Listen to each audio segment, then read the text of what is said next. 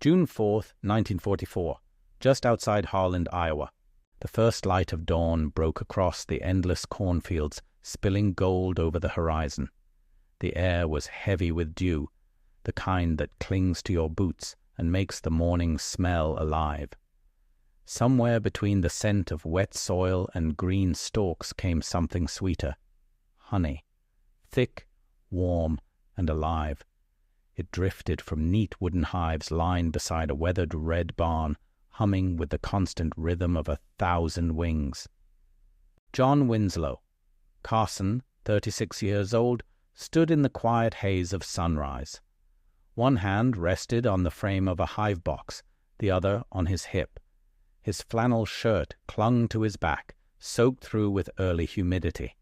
Around him, bees swirled like living smoke, their movements too organized to be chaos. To anyone else, he was just another farmer. But to the bees, he was commander and caretaker, their steady general in a war they didn't know existed. He lifted a spoon, dipped it into a glass jar, and watched honey trail down in a slow amber ribbon.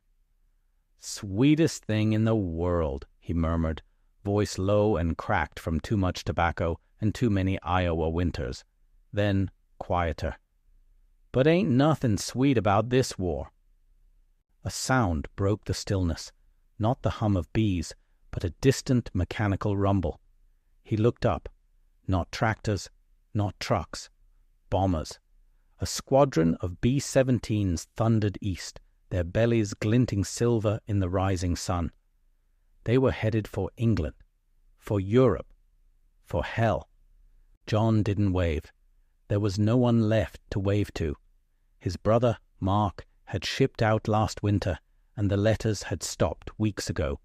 The war had taken every able-bodied man it could, leaving behind the farmers, the widows, and the quiet. John was part of that quiet, the kind that presses on you until it feels heavier than sound itself. Then another engine, closer this time. Tires crunching gravel. An olive-drab military truck rolled up the drive, dust curling behind it like smoke. The soldier inside climbed out with a clipboard, eyes hidden behind the brim of his cap. "John Carson." "That's me," John said. "You're on the list," the soldier replied, flipping through pages. "We're requisitioning honey for the 8th Army. Says here you've got 350 hives." "That's right." The soldier's pencil scratched paper. "We'll take it all. You'll be compensated through Des Moines." John frowned. "You really need honey over there?" The man didn't smile. "We need everything that lasts." As they loaded the jars into the truck bed, John felt something heavy settle in his chest. Pride, maybe, or guilt. He wasn't sending bullets or fuel, just jars of honey. "Ain't no one ever won a war with bee spit," he muttered. He didn't know it yet, but he was wrong. John wasn't a hero. He wasn't even a soldier. Just a farmer who'd inherited 160 acres, a leaning barn, and a handful of hives tucked under an old apple tree. By the time he was 30, he'd turned that modest start into one of the largest beekeeping operations in southwestern Iowa. 200 colonies, 12 million bees, 3,000 pounds of honey every season. Then came 1941, Pearl Harbor. The world shifted overnight. The war vacuumed up young men and resources like a storm tearing across the plains. Tractors rusted in barns. Fields went untended. John's brother enlisted, and John didn't. He couldn't. A bad knee from a farming accident bought him a 4F draft classification, unfit for service. That one letter haunted him. While others fought, he was told to farm, grow corn, harvest soybeans, feed the war machine from the safety of home. But as the years dragged on, the war reached even into Iowa's quiet soil.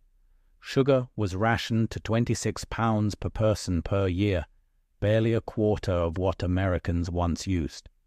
And so honey became gold. It sweetened rations, preserved food, even replaced sugar in munitions factories. By 1943, the Department of Agriculture had John's name in a ledger marked surplus producer. A letter arrived, an order to deliver 700 pounds of honey to Des Moines. It would be processed, labelled Army issue, and sent overseas. No medals, no thank yous, just a line of ink connecting a beekeeper to a war he'd never see. But that same year, soldiers and scientists overseas began discovering what honey could do, not just as food, but as medicine and material. Honey healed wounds. Mixed with beeswax, it sealed cracks, waterproofed tents, quieted squeaky metal. And back in Iowa, John Carson, unknowingly, was about to stumble onto the same discovery. It started with a letter from Mark. The handwriting was uneven, the paper thin and smudged. "We're cold, wet, and sometimes hungry. If you send anything, send warmth." Those words stayed in John's head for days. Warmth. He couldn't send blankets or fire, but he could send what he knew. Honey. Thick, slow-burning, preserving, protective. One night, while fixing a squeaky hinge on the barn door, he mixed honey with linseed oil, rubbed it into the joint, and listened as the noise vanished. The next morning, another truck appeared. Same olive paint, same expressionless faces. The corporal in charge looked exhausted, his voice dry. "Lost 6 trucks last week," he said. "Engines too loud. Krauts heard them coming." John hesitated. Then he said, "I've got something." The corporal raised an eyebrow. "It's a mix. Honey, beeswax, linseed oil. Stop squeaks. Mask smell. Thought it might—" The soldier cut him off. "You want us to smear bee spit on army trucks?" John met his stare. "Might save some lives." The corporal almost laughed, but didn't. "Fine. 1 crate. I'll take it." He left, and John didn't expect to hear back. 3 weeks later, 2 men in brown coats arrived in a black sedan. They didn't smile either. One handed John a folded paper stamped Department of War. "We tested your compound," he said. 3 vehicles, ran silent, smelled like a bakery. John blinked. "And?" "You're authorized to produce 100 gallons a month. Code name, Sweet Silence." "Sweet Silence," John repeated quietly. "Welcome to the war, Mr. Carson." The bees hummed louder that day. He turned his storage shed into a crude factory. Buckets of honey, vats of wax, barrels of oil. The air grew thick, hot, and sticky. Every week, trucks came from Fort Riley, Kansas, to collect containers marked SSC-7. Then, one evening, a letter arrived. It was short, handwritten, smudged with dirt. "Your stuff works. Coded 5 trucks last week. Germans didn't hear us coming. Got the drop on them outside Carrington. 0 casualties. Smelled like Christmas. Keep it coming." John read it twice, then placed it in a mason jar on the shelf. His bees, it seemed, were fighting the war after all. By June 1944, his compound was crossing the Atlantic. He didn't know where, only that the shipments kept coming faster. On the night of June 5th, he stood outside the barn, listening to the distant roar of aircraft heading east. Hundreds of them. The air itself trembled. 10 days later, those barrels of bee spit would find their way to Normandy.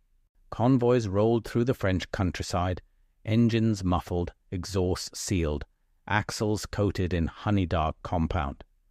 Captain Lawrence Mendel, 3rd Armored Division, later wrote, "We were ghosts. They expected engines, noise, smoke. Instead, we gave them silence and molasses." Back in Iowa, John kept stirring, kept working. His hands blistered, his arms burned, but he didn't stop. He was part of something now, something larger than himself. Then came a manila envelope. Inside, a black-and-white photograph. 6 trucks parked behind hedgerows, a soldier crouched beside one with a brush and a tin. On the back, written in pencil. "Your stuff saved us." He stared at the picture for a long time. Then he placed it beside the letter. By July, the operation had tripled. Sweet Silence was now being used by American, British, and Canadian divisions alike. Engineers applied it to convoys, tanks, even half-tracks moving under moonlight. The Germans noticed fewer sounds, fewer mechanical signatures. They blamed the wind, the mud, the rain. But the truth was sticking to their boots, and they never saw it coming. Then came the test that sealed the legend. August 1944. The Falaise Gap. 50,000 German troops trapped between converging Allied armies. If they escaped, the war would drag on for months. General Omar Bradley ordered a desperate resupply. 200 trucks, 12 half-tracks, all moving under cover of night, each one coated in Carson's compound. Among them sat Sergeant Mark Carson, John's brother. He didn't know it. He couldn't have. But the same honey his brother harvested by hand was now sealing his own engine shut from death. The convoy rolled into the dark. No headlights, no noise. The night swallowed them whole. They passed within half a mile of a German mortar team, completely undetected. When the first flare finally went up, it was too late. Of the 212 trucks that started that run, 198 made it through. Over 100 tons of ammunition, thousands of gallons of fuel, and an entire field hospital's worth of supplies, delivered without a single man killed. Mark wrote home 2 weeks later. The letter was short. "They used your stuff on our trucks. We rolled quiet, even under fire. I shot back, and lived." John read it standing in his kitchen, then walked outside to the hives. The bees were working the clover, their hum steady, eternal. "You did good, girls," he whispered. The war thundered east, and by September the trucks stopped coming. No notice, no explanation, just silence. Years later, buried in a declassified quartermaster report, a single line mentioned it. Temporary vehicle coating SSC-7 demonstrated measurable improvement in stealth movement. Source, civilian supplier, Iowa. No medal, no ceremony, no speech, just a footnote in history. That was fine with John. He went back to the fields, to the hum of bees, to the quiet life that had somehow touched the loudest war in human history. When Mark finally came home, they didn't talk much about the fighting. They sat on the porch, drinking coffee and watching the hives. "I heard they tried your stuff on the Navy," Mark said once, a faint grin on his face. John chuckled. "Maybe I sank a U-boat." They laughed, and for the first time in years, it was a real laugh, one that didn't end in silence. John Winslow Carson died in 1971 at 63. His obituary was 4 lines long. Lifelong farmer and beekeeper, survived by his brother Mark. No mention of Normandy, no mention of the trucks. But decades later, a boy exploring the overgrown property found a rusted metal box beneath a gatepost. Inside, a cracked mason jar and a folded note. It read, "Sweet Silence, remember us." And maybe that's enough. Because history isn't always written by generals or presidents. Sometimes it's written in honey, sweat, and quiet hands. John Carson never stormed a beach. He never fired a shot.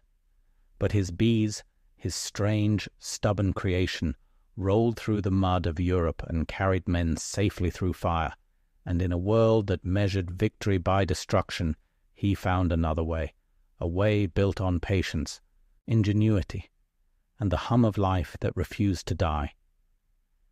In the end, it wasn't bullets or bombs that bore his legacy. It was silence, sweet, sticky, unforgettable.